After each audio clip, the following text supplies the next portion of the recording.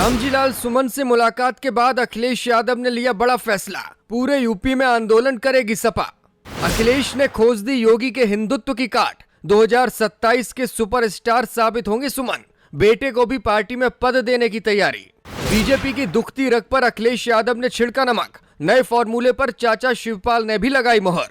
2027 की स्ट्रेटजी तैयार करने में जुटी समाजवादी पार्टी को बैठे बिठाए भाजपा से आर पार करने का बड़ा मुद्दा मिल गया है। रामजीलाल सुमन की टिप्पणी के बाद शुरू हुए सियासी घमासान में अखिलेश यादव को 2027 के चुनावों में जीत की चाबी दिखाई दे रही है।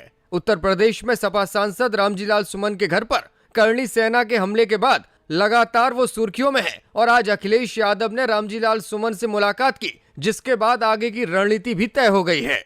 इस मुलाकात में अखिलेश यादव ने साफ तौर पर रामजीलाल सुमन को बता दिया है कि समाजवादी पार्टी उनके लिए आंदोलन करने की तैयारी कर रही है और उनके बयान के साथ अब सपा आगे बढ़ेगी। आगे की रणनीति पर अखिलेश यादव ने चाचा शिवपाल सिंह यादव से भी बातचीत की, जिसके बाद इस रणनीति पर आखिरी मोहर लगाई गई है। अखिलेश यादव को लगता है कि उन्होंने योगी के हिंदुत्व की काट खोज ली है और 2027 के लिए सुपरस्टार बनकर रामजीलाल सुमन समाजवादी पार्टी की सरकार उत्तर प्रदेश में वापस लाने में उनकी मदद करेंगे। खास बात यह है कि रामजीलाल सुमन के बेटे रंजीत सुमन को भी अब पार्टी में नया पद देने की तैयारी है और उनका कद भी बढ़ाया जा सकता है।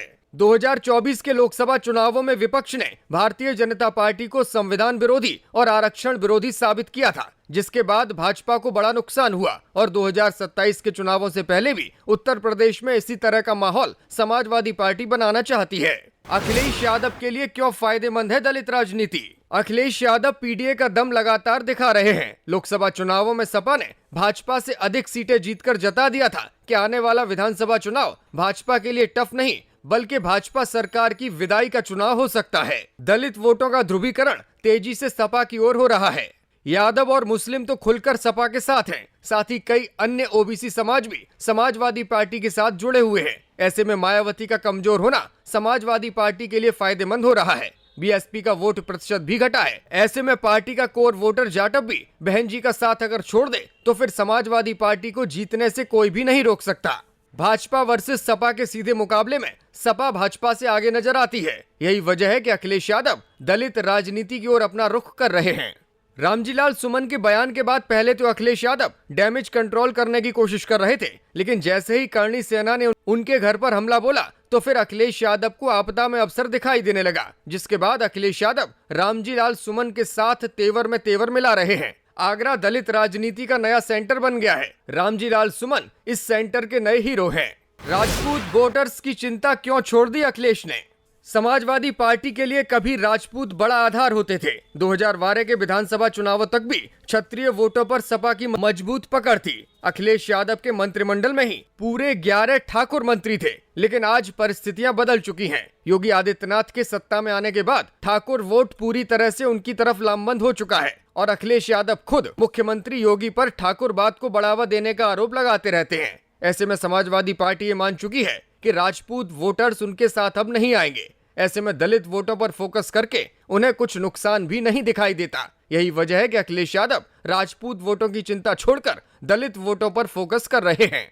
मायावती के माथे पर दिख रही चिंता की लकीरें।